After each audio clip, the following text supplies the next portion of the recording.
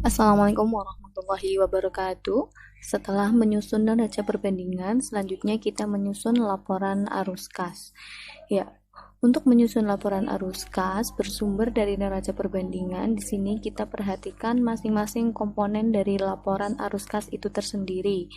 Ya, komponen dari laporan arus kas itu ada operating activities, investing activities, dan financing activities.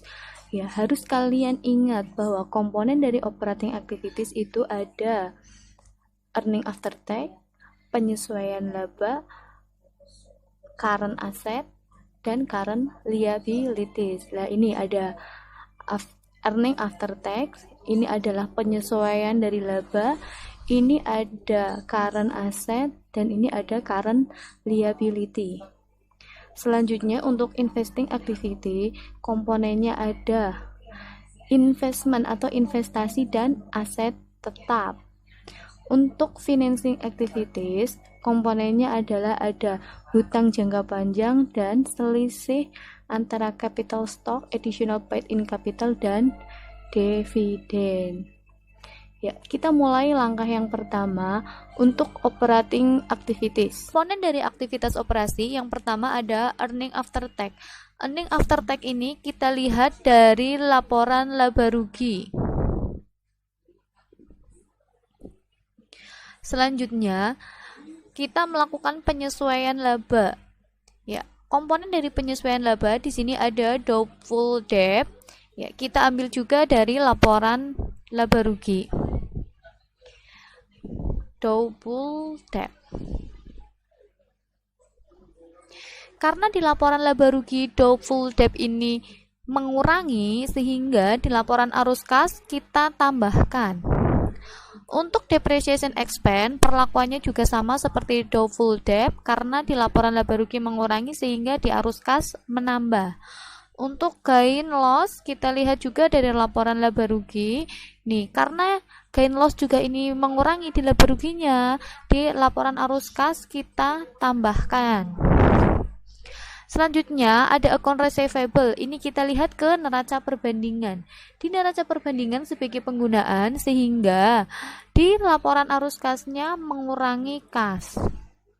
Untuk merchandise inventory di neraca perbandingan sebagai penggunaan sehingga di laporan arus kas juga mengurangi kas. Untuk office supplies di neraca perbandingan sebagai sumber sehingga di laporan arus kas menambah kas. Untuk prepaid insurance juga sebagai sumber sehingga akan menambah kas. Untuk prepaid rent sebagai penggunaan kas sehingga akan mengurangi kas. Fed in sebagai penggunaan sehingga akan mengurangi kas. Prepaid income tax kosong. Untuk account payable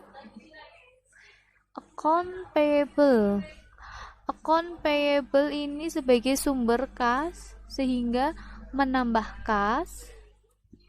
Accrued expense sebagai penggunaan sehingga mengurangi kas. Fed out sebagai sumber sehingga menambah kas. Income tax payable 21 sebagai sumber sehingga menambah kas. Income tax 23 payable kosong. Income tax payable 25 sebagai sumber sehingga menambah kas. Untuk dividen payable kita lewati dulu. Selanjutnya kita hitung total dari aktivitas operasinya.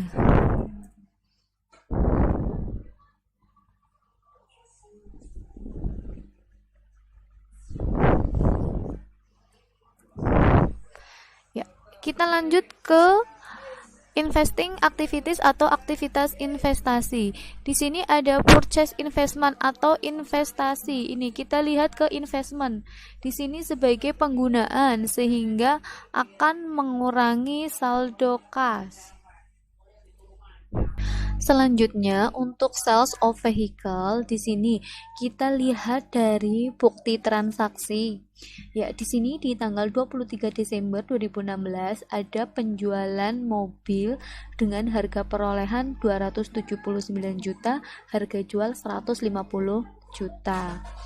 Ya, di laporan arus kas di sini vehicle ada dua perlakuan. Yang pertama adalah sales of vehicle atau penjualan vehicle. Ya, tadi penjualan vehicle-nya dengan harga perolehan 279 juta. Terjadi penjualan vehicles dengan harga 150 juta. Jadi di sini kita tulis 150 juta. Selanjutnya ada purchase vehicle. Ya, karena tadi penjualan vehikelnya harga perolehan 279 juta dan di neraca perbandingan tahun lalu saldo vehikel 279 juta dan di tahun ini ada 18 juta 250, berarti di tahun ini terjadi pembelian vehikel sebesar 18 juta 250. Ya, karena ini pembelian, di laporan arukasnya akan mengurangi kas sebesar 18.250. Ya. Setelah ini kita totalkan untuk kegiatan investasinya, aktivitas investasinya. Ya, selanjutnya financing activities. Untuk financing activities, di sini ada cash payment Bank Loan. Kita lihat ke neraca perbandingan Bank Jateng Loan di posisi penggunaan sehingga mengurangi kas. Untuk issuance capital stock, di sini kita lihat ke capital stocknya, ini di posisi sumber sehingga akan menambah kas. Untuk issuance capital yang kedua, kita lihat ke additional paid in capital, ini di posisi sumber sehingga sebagai penambah kas. Selanjutnya untuk payment of dividend, di sini perhitungannya kita perhitungkan laba. Laba ini dilihat dari laporan laba rugi, kemudian kita lihat ke selisih retained earning. Di sini retained earning itu di kolom sumber sehingga menambah laba. Untuk selisih dividen payable kita lihat di sini di kolom sumber juga sehingga menambah laba. Jadi payment of dividend atau dividen yang harus dibayarkan adalah laba. Laba ini kita lihat dari laporan laba rugi. Kemudian selisih retained earning dan selisih dividen payable kita lihat dari neraca perbandingan. Di sini selisih retained earning di kolom sumber sehingga menambah dan selisih dividen payable juga di kolom sumber sehingga menambah. Jadi kita totalkan untuk pembayaran dividennya adalah 150 juta.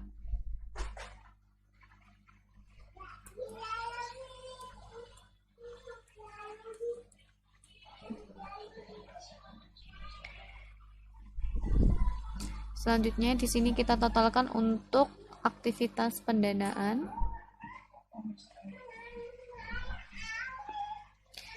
Kita atur dulu ya agar terlihat lebih bagus.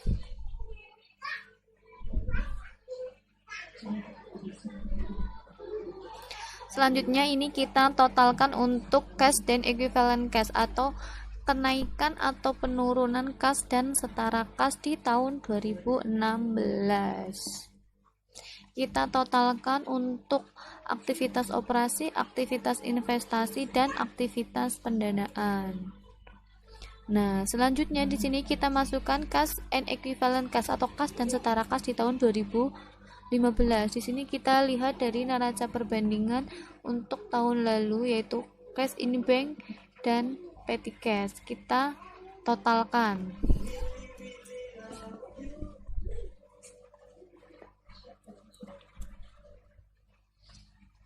Selanjutnya di sini baru kita akan mengetahui total laporan arus kas di tahun ini. Nah, total laporan arus kas di tahun ini itu harus sama dengan kas dan setara kas di tahun 2016. Nih, kita totalkan ya.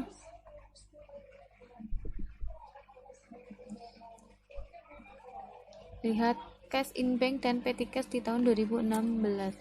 Totalnya sama. 642.379.522 rupiah. Nih,